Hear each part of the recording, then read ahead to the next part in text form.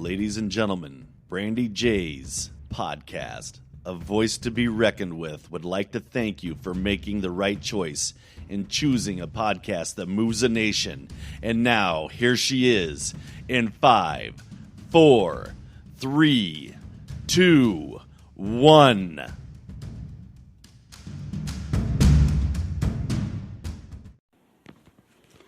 Hey there, everyone. You're tuning in with me, your host, Brandy J, for A Voice to be Reckoned With.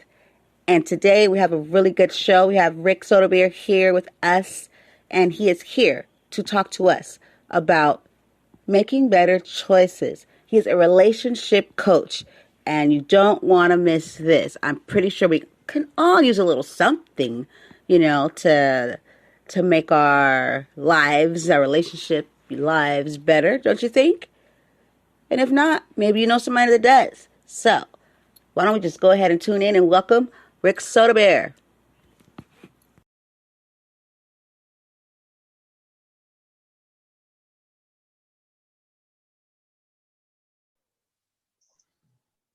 Hey, everybody.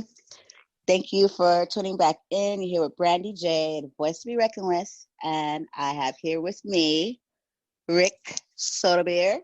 He is a relationship coach, and he is here to let us know what he does and give us some really good info.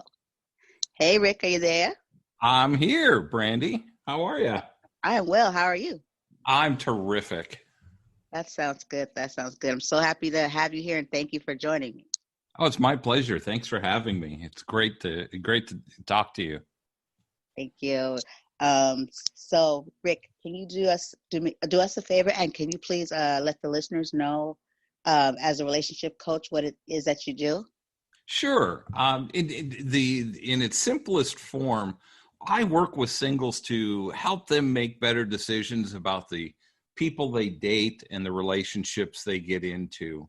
And I got into this about 7 or 8 years ago, and I had gone through a divorce, and I was sitting back and just thinking about all the problems with my marriage and the mistakes that I made and the mistakes that my ex made. It takes two to tango, as they say. So, when you point the finger at someone else, you've got 3 pointing back at you. So I obviously recognized that I made mistakes, and so that was kind of the ball that, or the thing that got this whole ball rolling, or the process rolling for me, is sitting back and looking at what happened, what I could have done better,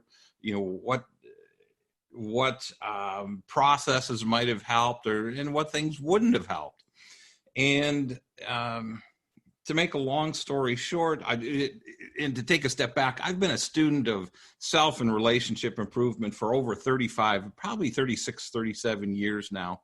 And okay. Even back then, as I was going through my divorce, and that was 10 years ago since I've been divorced, I was recognizing all the things that I had done wrong. And I talked to people continually. And even today, I've talked to literally hundreds and hundreds and hundreds of people, and we all tend to make the same mistakes. We get these blinders on, or we're not paying attention to the relationship and seeing the red flags that come up. So that kind of prompted my thinking. And at the time, that in the news, they were talking about, the rising level of divorce. And I thought, there's got to be a way of figuring this out. And so, to make a long story short, I ended up co-authoring a book on dating and relationships based on my experience, based on the studies that I've done and the research that I've done, and the things that I was learning about myself. So it all kind of came together at about 6 or 7 years ago, 8 years ago, and here I am. Wow, pretty awesome. And then this all came from your own experience too, and so that's that's a cool way that you processed everything too, and really took a step back to see what Well, instead of I guess that's where the insanity probably broke. Like we just tried to see what you could have done differently, you know? Well, I did look at what I could have done differently, and I think most of us go through this if we're serious about figuring out what went wrong. I spent the next 2 years after my divorce, thinking, could I have done something differently? What if I would have done that? What if, and beating myself up for not trying harder and thinking, I should have done this. I should.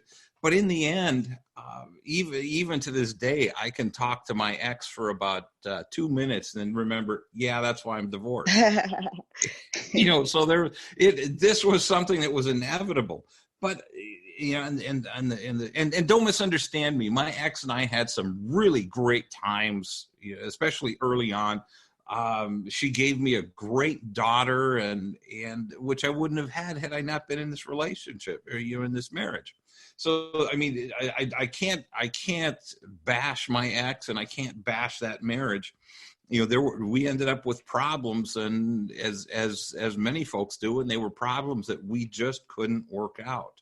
So, and I'm never, if you're married and listening, I'm never a proponent of divorce. If there are ways to work things out, I've seen God work miracles in relationships, and oh yeah, and bring people together again. I just couldn't find that, and so we parted ways, and it was a process of learning and growing. But when I was separated and looking at getting back into the dating world, I thought, this is going to be a piece of cake. I'm going to get divorced 9 months after I'm out of my divorce. I'm going to be with my soulmate, and the world is going to go on, and it's going to be all unicorns, butterflies, and rainbows. And I'm 10 years divorced now. So obviously I had a few things to learn along the way. Okay. Wow. Okay. So that's how you became, a coach and everything. And so, Right. what would you say? What is your you find that's your age bracket that you work with, that you help? Well, generally my target market is age 40 and above, really. But the information that I teach, and the reason I focus on that market is because I was a financial advisor, and that was also my target market, is the 40 and above. And I found that for me, those folks are easier to work with. But that being said, everything that I teach is applicable from 18 to 80. And so I teach just a very basic, fundamental principles of dating and relationships, and how to make them work. Because as I was going through and getting my divorce, and working through my first couple of years of being single, I recognized that I can look back at the first couple of months that I was dating my ex, and I can go back and see the red flags back then, just early on in that relationship. But we get so wrapped up in infatuation and raging hormones that we ignore the red flags. And so in teaching folks, whether you're 18 or you're 80, we have to be able to step back from that infatuation and the raging hormones, because we all know, that those take over, and it's Katie bar the door. Yeah, so true. So true. I mean, but like, how does one know what because I had a friend say this to me the other day. We're talking about something, and she said, well, Brandy, she's like, how do you talk to somebody that doesn't know their sleep? It was like we were talking about like delivering a message to somebody, and she said it that way, like some people, don't know that they're asleep, but they need to be waking up, Uh-huh. So I was like, no, that's a good one. Like, some people don't know.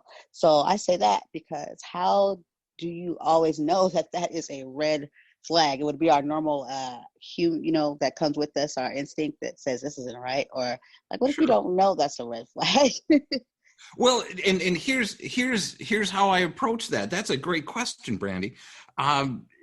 What I do is I teach one of the fundamentals of dating and looking for your soulmate. And let me stop here for just a second. I truly believe in soulmates. And whether you believe in soulmates or not, I believe they exist. And we have multiple. But in the course of our conversation, even in my book, we interchangeably use the term extraordinary relationship and soulmate. So I look at them as one and the same. So if your audience, if you're listening, if you don't believe in soulmates, we'll talk about it as an extraordinary relationship. But to get back to the question, I teach everyone that we have to go back to the very basics. We have to be crystal clear about what we want in a relationship. If we don't know, it's like any other goal in life. We know when we want to retire. We know what kind of car we want to buy. We know what kind of house we want to live in. We shop. We know what kind of TV we want to buy or what kind of computer. We do research. We think about these things. We say, what do I want it to do? And you need to do the same thing with a relationship. And I know that sounds really analytical, and it probably is. But if you start going out and dating without knowing exactly what you want, you're going to end up in relationship after relationship after relationship and have no clue why they're not working out. What I found is that when you are focused, when you make your list of must-haves, and your must-haves I define as those characteristics that are non-negotiable to you in a relationship. These are non-negotiable. Sorry about that. It's okay. Yeah, I forgot. I apologize. I forgot to turn my phone off. If there's something that would be nice to have, that goes on a separate list. The must-haves are a list of non-negotiable characteristics, and they need to be written in a positive format. And the reason they need to be written in a positive format is science shows us that you get what you focus on. And if I told you to, if we're talking about looking for somebody to date, and more often than not, I'll have people come up and tell me, well, I don't want a smoker. Well, what's the first picture that comes to mind? Somebody sitting there smoking. So when you focus on, when that's the picture you're giving your brain, that's what you're going to find. And I've had people come up to me in workshops and say, Rick, I swear I would never date a smoker. And I ended up dating one for 5 years. And he promised he promised me time and again that he'd quit, and he never quit. Well, that's because you were focusing on no smokers. And so when you create your must-have list, you should phrase it in the positive. And in the case of a smoker, it must be smoke-free. So it's very easy to flip some of the negatives into a positive. In fact, I just started dating a woman, and we were going through my list of must-haves, and I got to the last one, which was must be smoke-free. She looked at me and said, "What kind of smoke?" And so we both instantly knew right there it was over, because I'm just not into drugs, and I'm not making any statement about positive or negative about drugs. It's just not in my life and not in my wheelhouse. So when you share these things, it opens up the conversation to a lot of different topics. But anyway, and then you have to have your list of must-haves, or deal breakers, and though that should be a relatively short list.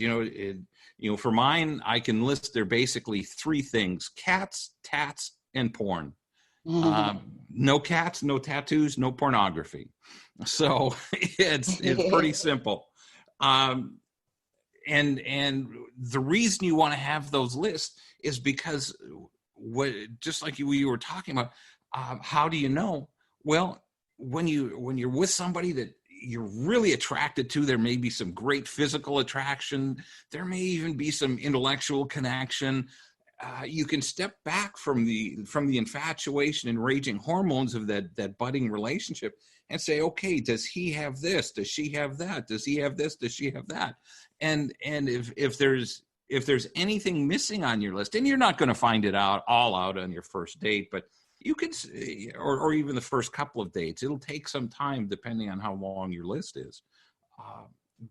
But you can start just in average conversation or just casual conversation. You can find out a lot about somebody, what they like, what they don't like. What was your favorite vacation? How do you get along with your family? Do you have pets? You can find out all these things, in very short order. And you can start looking at your list and saying, oh, he has everything that I'm looking for and none of my deal breakers.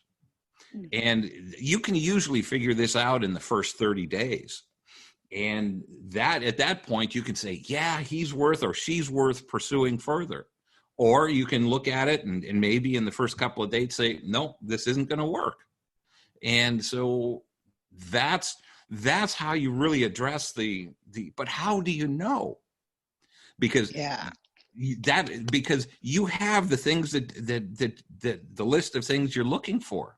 And when you start working on your must-have list, you'll go through and say, oh, I've got to have this, this, this, and this.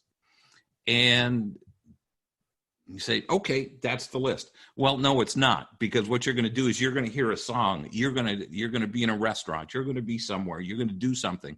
Say, oh, or somebody's going to say something. Oh, I want that on in my next relationship. So your list will continually grow. And as you date, you're going to meet people that aren't the right fit for you, but you're going to find characteristics that say, oh, I like that he opened the door for me. I liked that he was a gentleman. Or I liked that she dressed for me. Or, whatever it is. I like that she cooked for me. And whatever characteristic you find, you can add that to your list. And so the list, and they have to be written. They have to be either. And I always encourage people to handwrite the list, because there's just something about the deepening of the desire when it's handwritten. We can type it out. But there's just something about it gets more ingrained into us when it's handwritten. So that's kind of a long answer to a short question, isn't it? Yeah, but it's good, because I was really in tune when I was listening. You see, I was quiet, right? I said that I was supposed to be, so you could talk, but I was just like, oh, okay. Yeah. Well, you could have been sitting there rolling your eyes. I don't know. I'm like taking it in. I'm like, Oh, well, good. Okay. So, okay, this is my question. How? I'm sorry, because I really was so like applying that to myself that kind of, forgot I was the host for a minute. Okay. Well, and that's a good thing, Brandy. This whole conversation should be getting you to think, getting your audience to think, and what is it that I really want in a relationship? Because again, like I said a few minutes ago, when we start diving into relationships and go out and start dating, most people, I would guess 90 to 95%, don't know what they want. Now, that same 90 or 95% can tell me exactly what they don't want. But so finding what you do want doesn't necessarily mean you're looking for the opposite of what you don't want. So there's a lot of work to do this right. And part of the point of doing this whole exercise, and it takes a little bit of time, but you have to think about the fact that most of your listeners most of you are going to are going to be looking for a lifetime relationship. And I contend, coming from the financial planning world, that most people spend more time planning a vacation than they do retirement, much less than they do thinking about their next relationship, or a relationship that's going to last a lifetime. You know, we kind of stumble through life and hope we trip across the person of our dreams, and unfortunately, most of us end up settling for less than extraordinary, for any number of reasons. It could be that we get into this relationship and we've been in there 2, 3, 4 years and say, yeah, this isn't a great relationship, but number one, I might not find anyone better. I don't want to start looking again. He's okay. He treats me okay.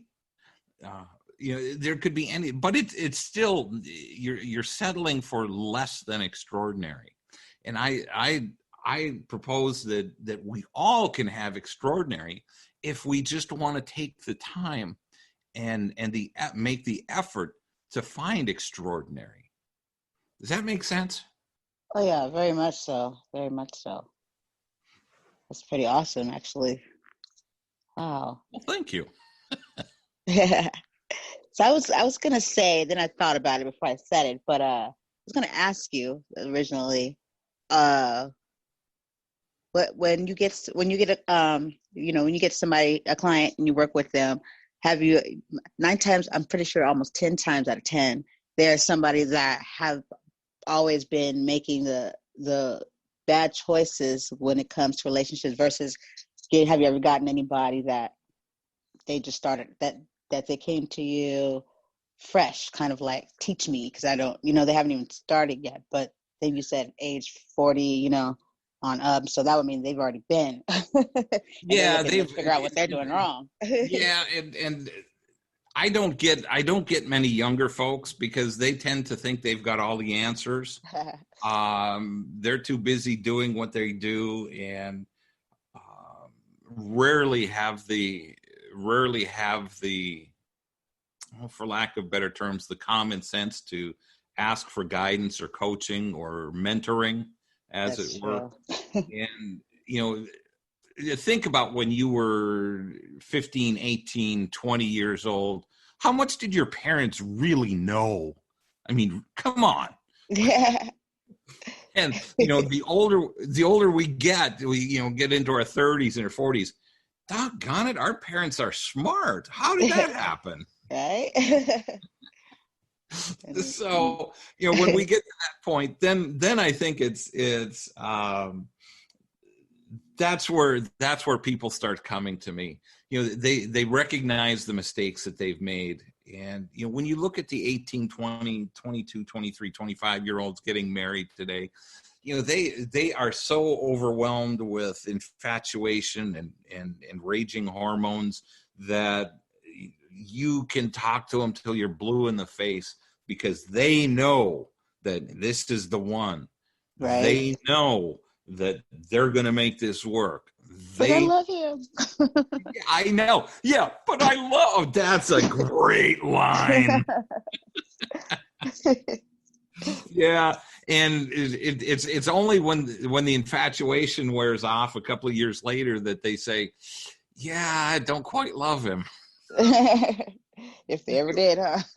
Well, it's more infatuation and hormones than real love, and that's when the hard work starts. And yeah. that's why I promote doing the hard work up front, because in everything that I've studied, in my own relationship, in my experience with working with people, I've discovered that we don't do the hard work up front. We settle for an okay relationship, and then 10 years, 15 years, 20 years down the road, life throws curveballs at us, and we get stressed, and they're put stress on the relationship, and we don't then we have to start working on a broken relationship. And what I contend is that if we do the hard work up front, we find that right person, and all the pieces fit up front. There's going to be tough times on the back end of the relationship. There's going to be, because again, life happens. Somebody's going to lose a job. Somebody's going to get sick. Somebody's going to pass away. And any number of other things that put stress in our lives. And when you're with the right person, when you're with your soulmate or you're in that extraordinary relationship, you're going to have a partner that's there to help you. They're going to lift you up when you're down, and you're going to lift them up when they're down. Doesn't mean it's going to be easy. Never am I going to say that it's going to be easy.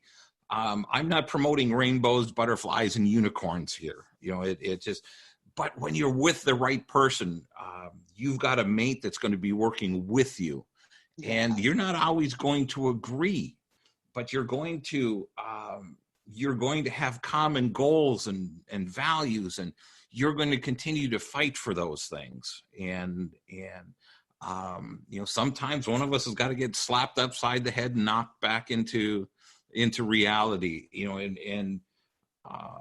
but that's all part of making the relationship work. And it's much easier to do it when you have somebody that's on your side as opposed to somebody that's fighting you all the way. Interesting. So what would you say that I'm just way too interested. I'm sorry. You should see me. I'm just like, got my hand on my chin. I'm just sitting here. I'm like, I really was taking all this in. I'm really thinking here. I'm like, okay. Well, and just think, if you're doing that, hopefully your listeners are doing that too. I hope so, guys. Take this in. Come on. We Absolutely. Okay, so this is what I want to say. Okay, so now some people just look up or they just look up, get their soulmate, and then they don't have problems. They make it, or either what percentage, or what would you say would you say are with they're settling versus because it seems like most of the time you have to learn these things to make to actually find this this type of relationship. You know what I mean? But there are a lot of stories where some people, they get married, and then they make it all the way until right, their elderly age and stuff. And I don't know if that always means that they were perfect. They could have been that couple too that settled and just wrote it on out and just never really, they just stuck with it because they didn't want to try anything new. So I wonder, what percentage do you think that really are people that are together and they're meant to be together versus together and they just didn't know how to go out and just settled? Yep. Does that make sense? Yeah, absolutely. I know exactly where you're going. And let me back up with a couple of statistics here. About 60% of first marriages last. They survive. And of those that survive, about 85% are mediocre to just okay. So there's about, of that 60% of marriages, only about 15% are happy soulmate type relationships. Wow. So when you boil that down into all marriages, that's somewhere around 12%. That of 10 to 12% of couples that end up happily married. For the first time they got married. From the time they got married, yeah. And it doesn't mean they didn't go through hard times or go through troubles, but they were with a partner. They were with they were with that person that's there to build them up and try to fight for the relationship, for the marriage. And when you're in a mediocre marriage, you stay because it's in all reality it's comfortable. it's never hard, or it's never easy to, number one, try to improve the marriage. But it's well, that's who I am, or that's who she is, or that's who he is, and I just have to, I just have to accept that. And and yeah, you're married, so there are ways of trying to improve it, but odds are that it's not going to improve unless both of you are willing to work on it. So and that goes back to what I said a little bit ago, is why it's so important to spend time up front and not dive into relationships just because you're lonely, or just because you want to have a man with you, or just because you want to have a woman in your life. That is the worst reason, because what you'll end up doing is you'll end up spending a year, 2 years, 5 years. I can't tell you the number of people that I've talked to over the years that have been in a relationship. They know they need to leave. They know it's not the right marriage, or not the right relationship. And they end up sticking around, and 5 years down the road, then they're finally deciding, yeah, I've just wasted 5 years. And I just, it just breaks my heart when I hear those stories, because, and I can almost guarantee you can go back to the first 30 days and say, yeah, I started seeing the red flags. It wasn't, he had some really great qualities, or she had some really good qualities, but it wasn't all there. The whole package wasn't there. And that's why it's so important to have your must-have and deal-breaker list, so you can step back out of that infatuation and be an adult. And that's so many of us don't want to be adults and take responsibility. We just want it to magically happen, and it doesn't. We have to have the adult conversations, and if you've got problems, you need to say, John, this is how I'm feeling when this happens. It makes me it makes me embarrassed, or it hurts my feelings, or whatever's happening. You have these adult conversations, and if it can't be remedied, then you say, John, it's time for us to part ways. You're a good man, or Jane, you're a good woman, but this isn't the right relationship for me, and it's not fair to either one of us for us to not be in an extraordinary relationship. And it's really that simple. That's the conversation you need to have to be able to walk away. And it's always hard. Don't misunderstand me. It's always hard to walk away from a relationship that you've spent time in. Even if it's only been 4 or 5, 6 months, it can be difficult. We need to be the adults. We need to step up. And if you're recognizing this isn't right for me, you can't live on the fact that, oh, I don't want to hurt his feelings. I just don't want to hurt him. He's a nice guy. Well, too damn bad. You don't. Who controls your feelings? You do.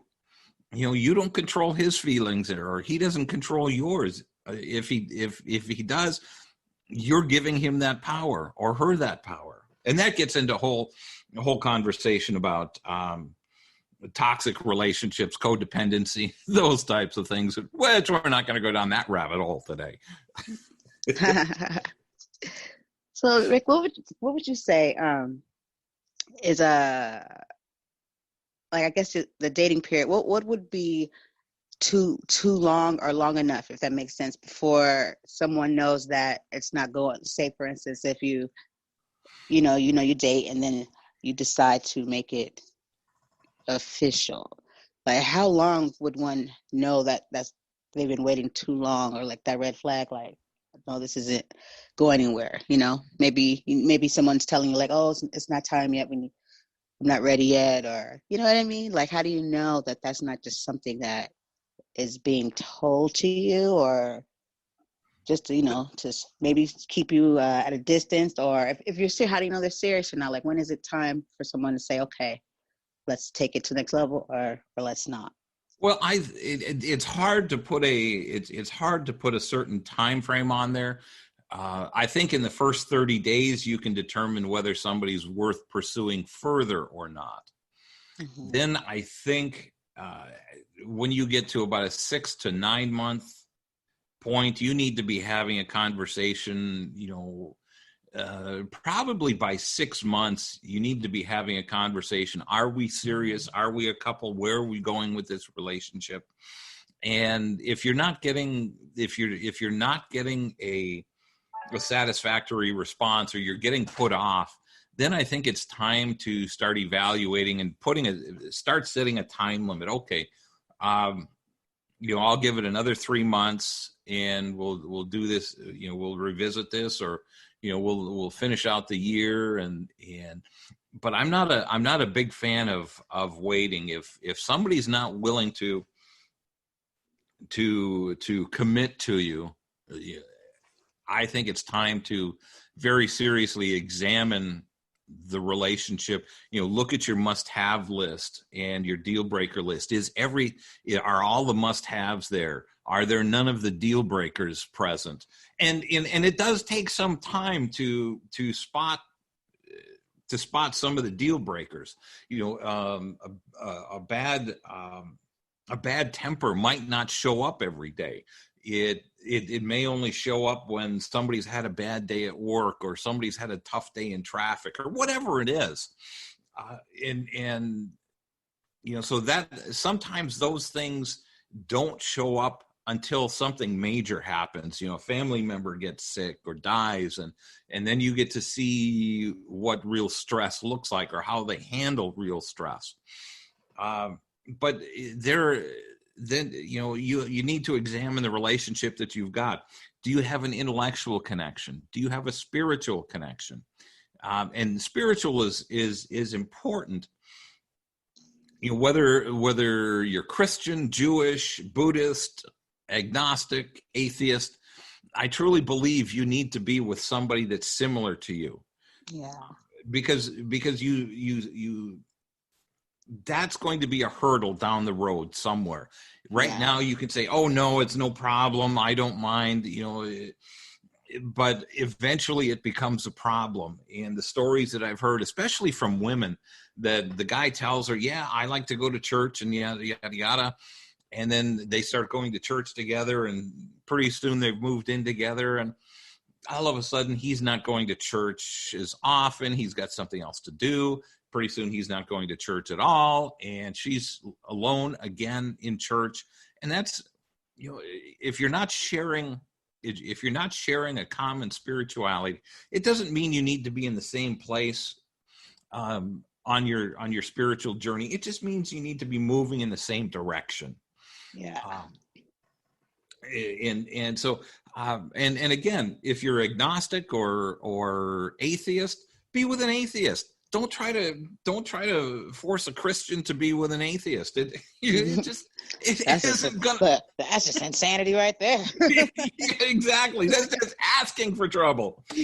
So all kind of arguments and debate, just not gonna. That's a mess. That's exactly right. So it's so important to have that spiritual connection. Then an emotional connection, and that develops over time. The emotional connection is kind of like the glue that holds all the other components together. It's liking one another. It's spending time with each other. It's liking to be in somebody's presence, and just looking forward to getting home to them.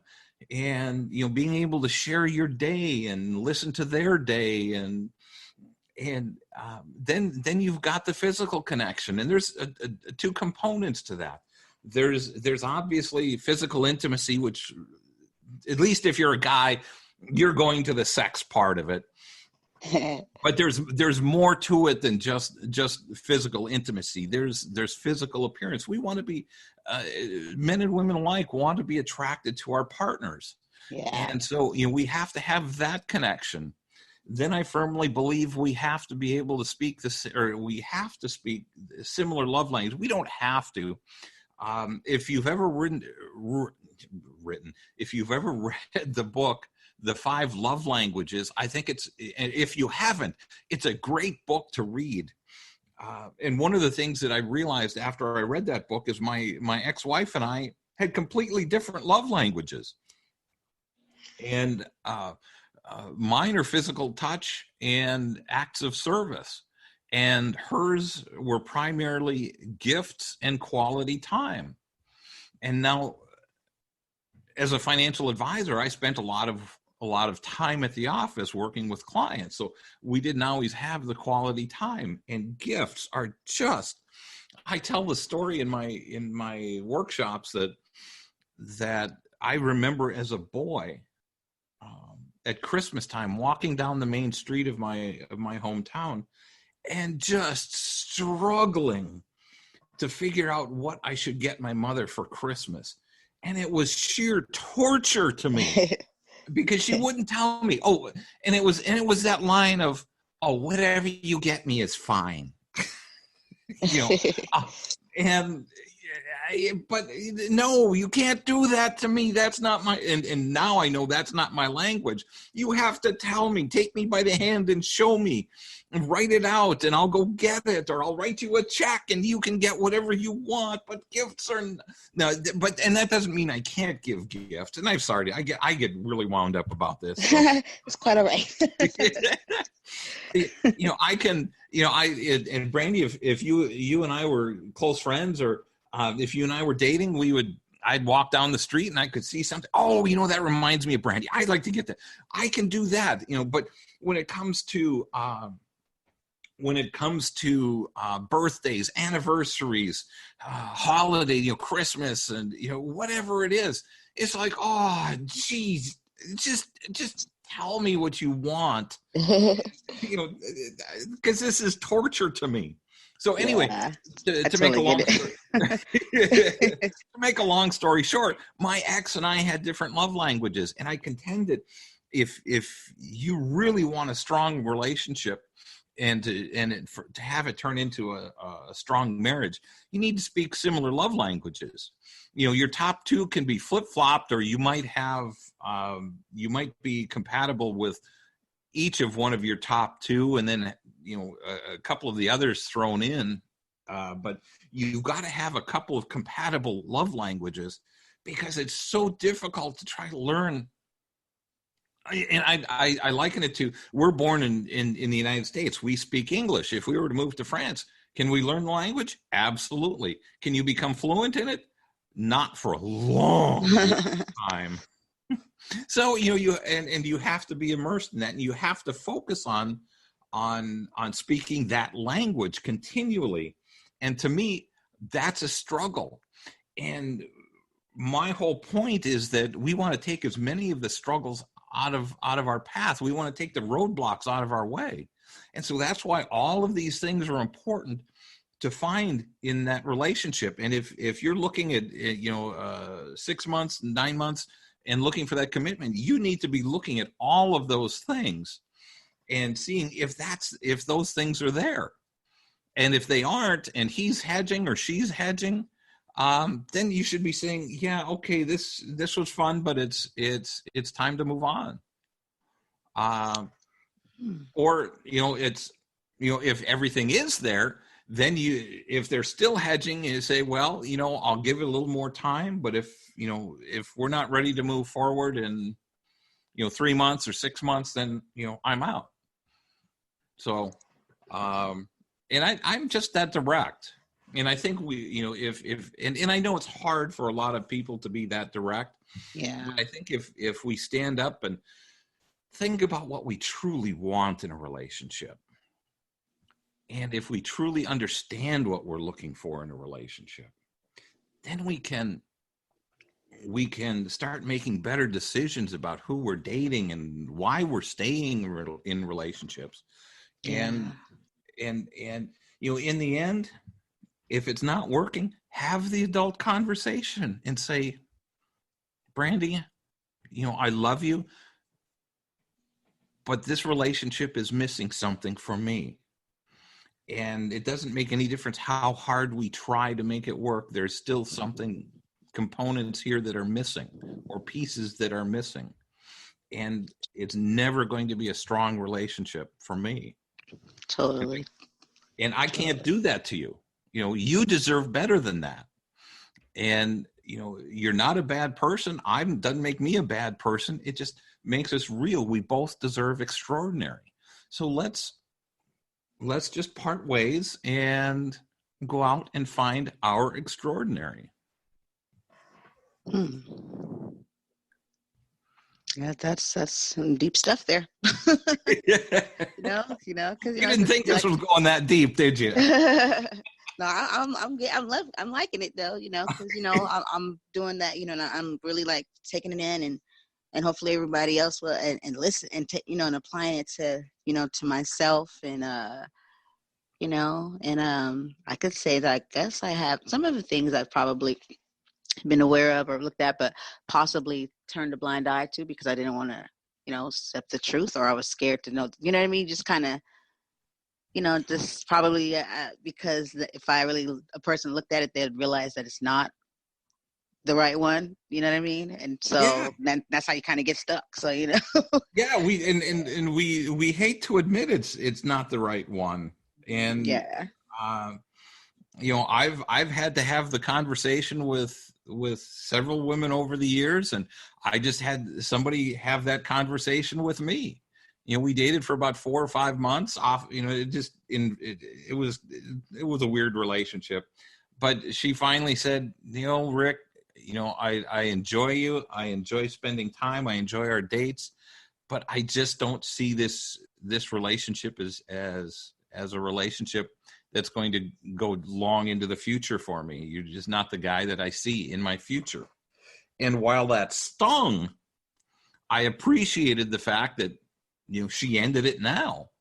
And rather than going, a year, 2 years down the road and then saying, yeah, this isn't it, let's move on. Let's go do our thing, so, and it's never easy. It's never fun.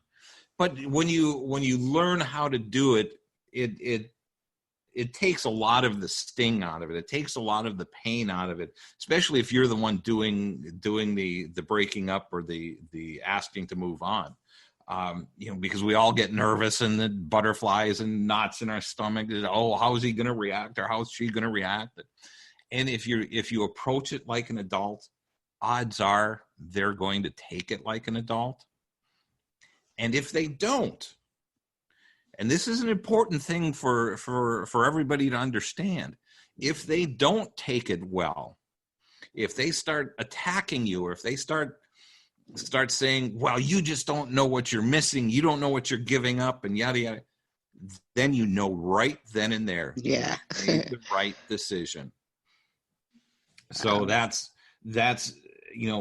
and those conversations, like I said, are never easy to have, but they're so important. Yeah, very much so. Wow. What would you say? Okay, so for this to even happen, to be able to, for two people to put these things into action, I guess there would be some things that are on both parts that would have to happen for them to know if it's gonna work. Like, for instance, you have to spend some time together. It can't be like, I see you every once in a while. You actually have to have conversations, and you know what I mean, to really. But then again, if those things aren't even happening much, I guess is that a red flag too? That's a great question. And I've been having this conversation with a couple of people, especially on Facebook. There's been a couple of questions out there about long distance dating and long distance relationships. And there are some very, and I'll use long distance, but you can live across. I don't know how big San Diego is. I know it's a big city, but I don't know how long it takes you to get across town. But if you're in that close a proximity and you're not spending, quite a bit of time together, if you're not spending quite a bit of time on the phone together, or on Skype or FaceTime or those types of things, there's something there that should be a red flag. That if it's a long distance relationship, obviously that throws in some hurdles. And long distance relationships, I believe there can be some distinct advantages, because you can spend time on Skype, on FaceTime, on the phone, talking to somebody and getting to know them before you introduce the physical contact. And when I mean physical contact, I mean being in each other's presence, being in close proximity. Because what happens is, when you get in close proximity, then the hormones start kicking in, and you start interacting, and it's very easy to get physical, for the sex to come into play. And if sex is introduced too quickly into a relationship, and just for the record, sex should be marriage and beyond, but reality says that 85 or 90% of people are going to have 80% of people are going to be in bed by the 8th date. So I recognize there's some realities there, but the longer you hold off on sleeping with somebody, the more you're going to learn about them. And for those of you that are quick to jump into bed, how many times have you met someone, slept with them, and it doesn't necessarily mean the first date, maybe the 4th, 5th, 6th date, and then the relationship goes for a little bit, and then all of a sudden, boom, you wake up and say, oh man, I wish we wouldn't have slept together. And I can just see the hands going up in your audience right now. Just yeah, I've been there. Why does that happen? And it's because we don't spend enough time getting to know our partner. Yeah. And that's where a long distance relationship can come into play, because you can talk and get to know what their favorite color is, what their birthday is. You can get to know, what their politics and religion are. You can get to know, what their day was like. And if it's the right relationship, you can talk about anything and everything. You can talk about the weather. You can talk about cooking. You can talk about your favorite hobbies or sports, or what went on with your kids or grandkids, or all of these topics and conversations without being in close proximity and letting the hormones take over.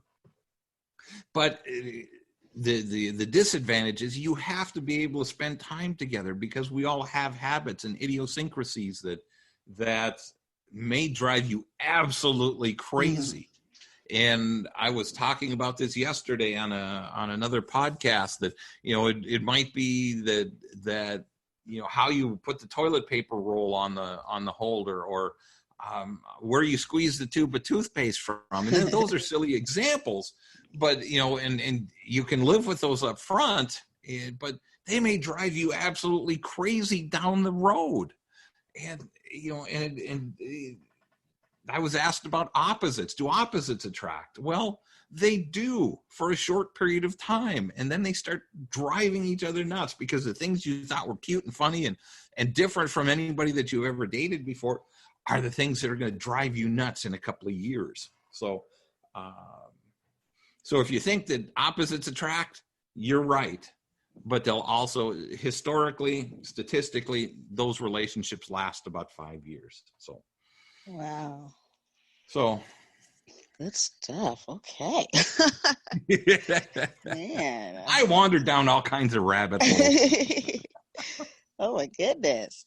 Okay. Well, I know we're getting close here, but I just wanted to ask you, out of all the people you've worked with, have you had, is there one that you could think of in general that was a complete success story that possibly ended in like marriage or engagement? Or yeah, I've had several of those that just working with a variety of different people. I've had successes, and I've had failures too. And the there have been more successes than failures, but the one that actually comes to mind is a failure that a friend of mine came to me and said, well, this guy I'm dating, he's an alcoholic and he's living in my basement. We're living there. She had a 2-story house and he was living in the basement. And, what do I do? And I said, well, you got to get rid of him because she doesn't drink. And it was really tearing her up. And I said, you got to get rid of him. You got to get your friends to come and help move him out. And she said, okay. And she's in tears. And 6 months later, I see that she had gotten married to the guy. Oh, no. Yeah. What would she do that for? Well, she thought she could change him. Oh. And, he played all the right cards and said, oh, I'll change, I'll stop, and yada, yada, yada. And the reality is it continued to get worse. And in less than 18 months, she was divorced. And she came back to me and said, Rick, this is what happened. And at the time I didn't beat her up. I mean, mentally about it and saying, I told you. That was what I was thinking. I told you this wasn't going to work. And now she's on a much better path. And she and I have talked about her dates subsequently and the guys she dates from time to time. And she's much better focused on what she's looking for in a relationship and much more focused on having that extraordinary relationship and not settling. So while that's a failure on the one hand, it's a success on the other because she had to go through that process. Yeah. She had to learn it the hard way, and to actually get it. She had to get it. She had to get it deep in her soul. And as hard as it was for her to learn that lesson, it was a lesson she had to learn. And no matter what I said, I could not beat that into her. So, that's one of my on the one hand, it's it is a failure that she ignored the advice and followed her heart, even though in her head she knew that this was not good. But then I've had several that I've coached and have known that have gone on to get married and are very happily married. So awesome. So you have to, and even some of the success stories have not necessarily gotten married, but they've stayed out of bad relationships. And I think that's as important as anything in this process is to keep yourself out of bad relationships, keep yourself out of the toxic relationships. Because if you're in the wrong relationship, and even if it's just okay, you're not emotionally and physically available for that extraordinary relationship when it comes along. Yep. So that, I hope that was a decent enough answer. Yes, definitely. It's like I said, it's probably just as important rather than the marriage end of it. It's being able to keep yourself out of the toxic relationships, the mediocre or just okay relationships. Save yourself for extraordinary, and it takes longer to. It takes longer to find extraordinary, but nothing great in this life is ever easy. No, surely isn't. So put in that extra effort up front so that you can have the great or the extraordinary down the road. Wow, that's a big one. I really do hope that everybody takes this in and really just especially the times we're having right now. It's it just shows you how quick life can just change in a second, like in a week. Oh, You know what I mean? absolutely. In a matter of a couple days. Yeah. So it's like, just live, just do it. You know what I mean? Do it. Just, I think so many people live, like you said, in fear, and then they don't want to try anything. They would just want to get because it's comfortable. And I always had this theory, like if you're comfortable, that means if you get too comfortable in a situation, that means that you're not, I forgot what I used to say, but it was a way to saying like, when you're comfortable with something, because you should always be striving to do better or be better. You know what I mean? You shouldn't just be like, I'm good. Yeah. You know what I mean? Well, and that Brandy, that opens up a whole new rabbit hole for me, because I think in my last two blogs I talked about what this week yesterday, or I can't say that. depending on when this airs. I think today or tomorrow. I'm striving for tonight because I told some people about this. Oh, okay, great. Well, then in that case, Thursday of this week, in my blog, it was the 10 things women look for in men, and last week it was the 8 things that men look for in women. And one of the things that crossed over was intelligence. And intelligence is sexy. It is. It's one of those things that I have never met a woman that didn't love an intelligent guy. And, it's true. I love it. You gotta be. And that's what I'm looking for, is an intelligent woman, somebody that for lack of better terms, somebody that gets it, somebody that gets me and understands me. And not everybody's going to get me, and not everybody's going to get you, but when you find somebody that gets you, that's pretty incredible. But all the other components have to fall in. And the point here is that men love intelligent women too. So you can't stop learning. You need to keep reading, learning. Yeah. And if you don't like to read, good Lord, grab a CD, book on CD or Audible, or and that you can pop in the player in your car, or in your earbuds when you're on your phone, when you're out walking or jogging or running or just out and about. You can fill your head with a lot of great information, and read some for knowledge, and read some for pleasure. And it makes you so much more well-rounded when you do that. And it just makes you so much more attractive to the opposite sex. I love intelligence. Like, nothing does. I tell people, like, how you can look at somebody and think that they're possibly like, why did maybe she's appealing and sexy, but for some reason men are not registering that with intelligence. So you're probably like wondering, like, I've tried this and that, and she still won't.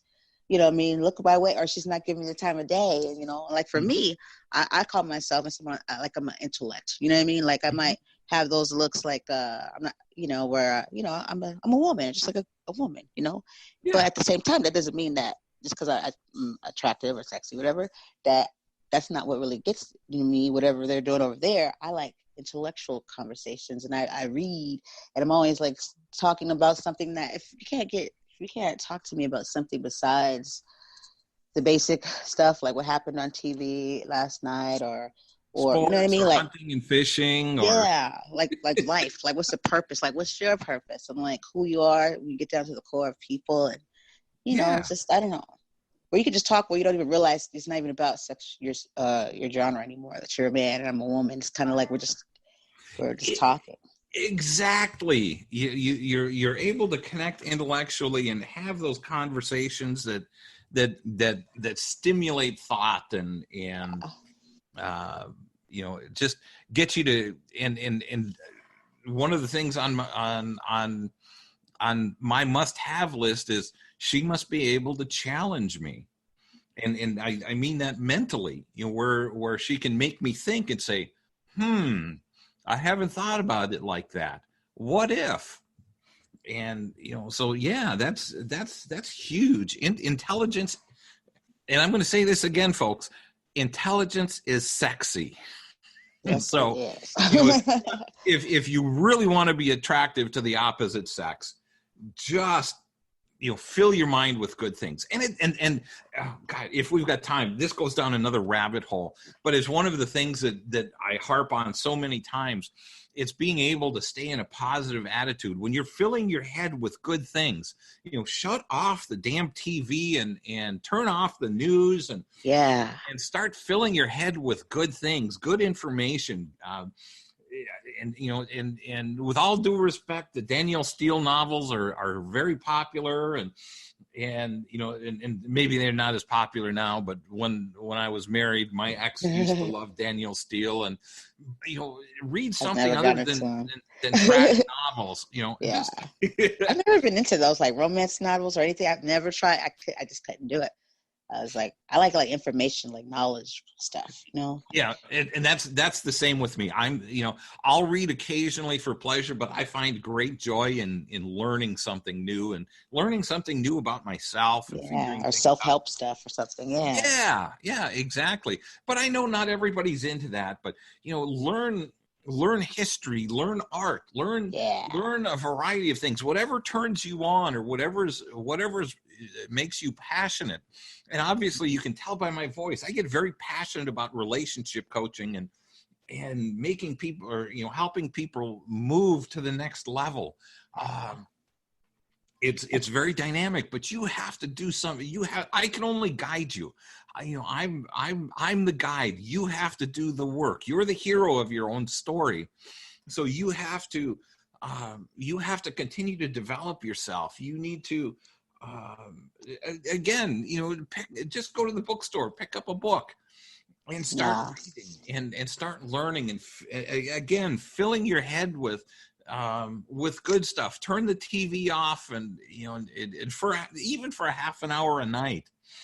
And watch that too much, it'll start making you doubt, because on TV they don't really shine positivity too much, and when it comes to stuff like that, it's usually the negative, you know what I mean? Absolutely. The negative parts, and yeah, exactly. And Brandy, that's why I say, for me personally, I don't even watch news anymore. It's just, I can pick things up on the radio, for in a 3 or 4 minute broadcast. And then I've gotten fairly good at picking out what's fact and what's fictional and what's exaggerated, what's not. And, so it's just, and half the time they could tell me that there was a volcano 10 miles away and I wouldn't know because I just don't pay attention. Right. I totally get it. I haven't watched the news in 2 days now on purpose, and then I'll tap in. I'll be like, let's see what they're saying now. I tried to tell that to my son the other day. I said, honey, just because they say it, you can't, that's what they tell us. I always talk to him. I said, yeah, that's what they tell us is happening. just let them know, they say that, but how do we really? But and tell us what they want to hear, what they want us to hear. That's exactly right. And then tell them, now go look at the other side. Go do some research and see if what they say is true. If it is, great. If not, find out the other details. Yep, you got to go find out for yourself. I tell people, teach us to go find out. You got to teach yourself. Absolutely. Yep. So. Oh my, this was just amazing. Brandy, it's been a hoot. I've loved the conversation, and I apologize if I've rambled on, but no, that's fine. You get me going. I had more. I'm going, and it's tough for me to stop. Yeah. We have to have a part 2. Anytime you want to do a part 2, just let me know.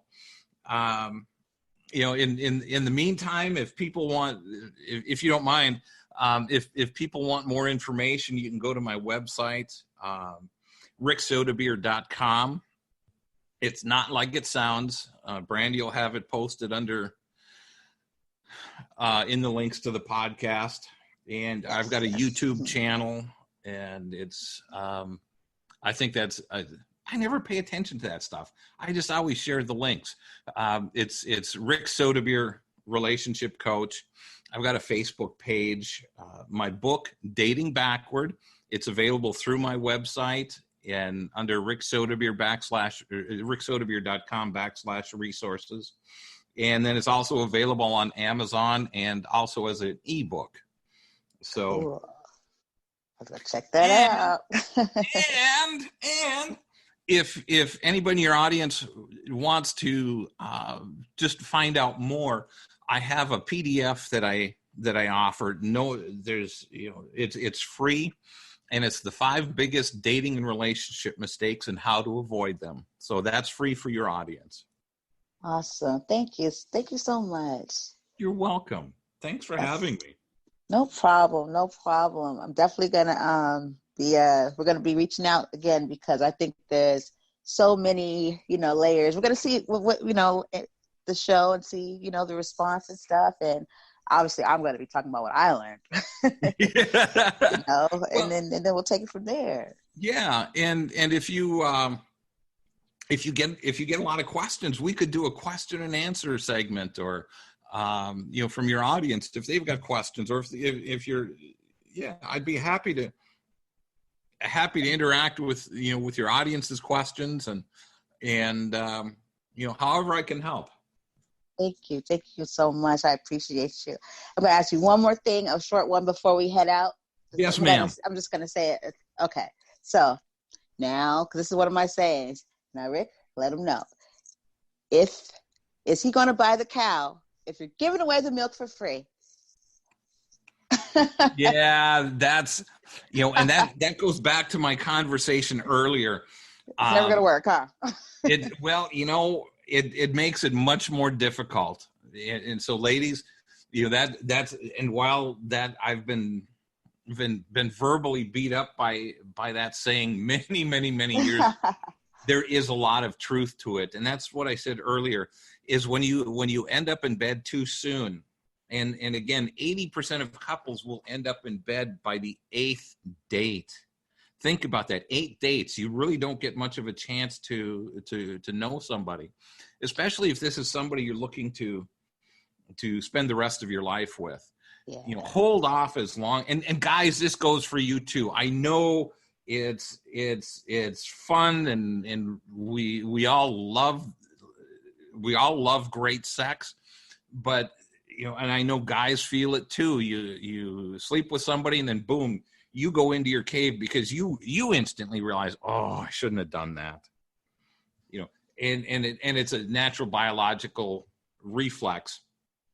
And so the idea is just don't give it away too soon, either of you, because the more you spend time getting to know each other, the stronger, the deeper your relationship will be.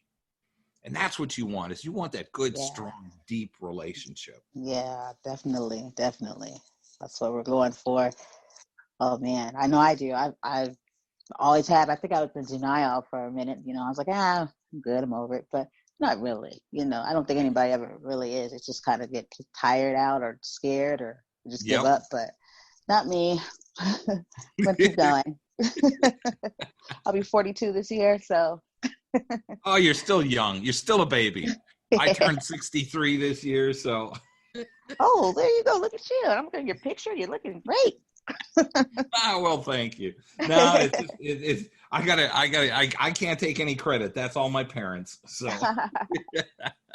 Oh man, we had such a good time here. Thank you so much. Oh, Brandy, thank you so much. I've enjoyed it, and I like I said, I hope I haven't rambled too long, and I've loved our conversation. Not at all. I tell you, I'm about to get off. When I get off here and sit down, I'm really just, play a little music and just get to thinking here. I got my list. I'm taking my list. There you go. Start making that list. Yeah. Why not? Put it off what I can do now. Oh, yeah. I'll do that today. There you go. Good for you. Thank you. Okay. Well, I'm definitely going to be obviously reaching out and keeping in contact with you. And you are you are now part of the Voice to be Reckoned with family. So you're welcome here anytime. You want to come on and talk, or let us know what's going on, or any type of news you have. You're more than willing to. So thank you very much, Brandy. I appreciate that. No problem. Thank you, and you enjoy the rest of your day. Okay. I will. You too, dear. All right. Thank you.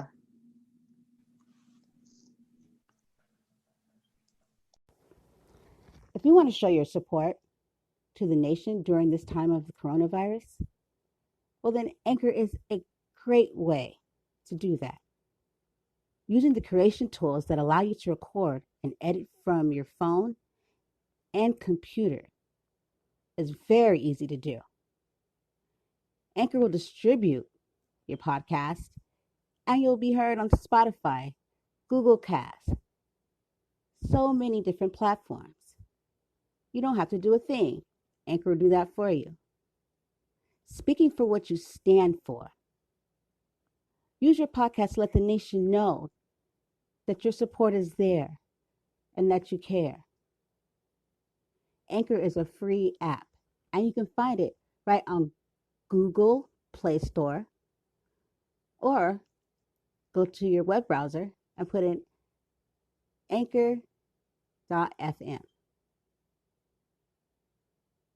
Your podcast can make a difference right here in Anchor, and it's free. So don't forget, Anchor.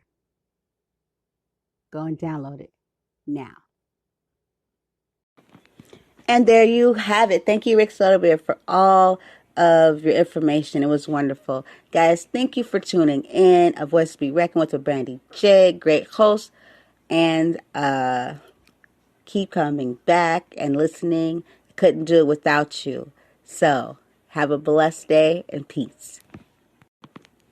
Hey, everybody. What you're about to listen to next is some music that I put together for a song that I wrote, and I'm sharing it with you here today. So please enjoy. Thank you.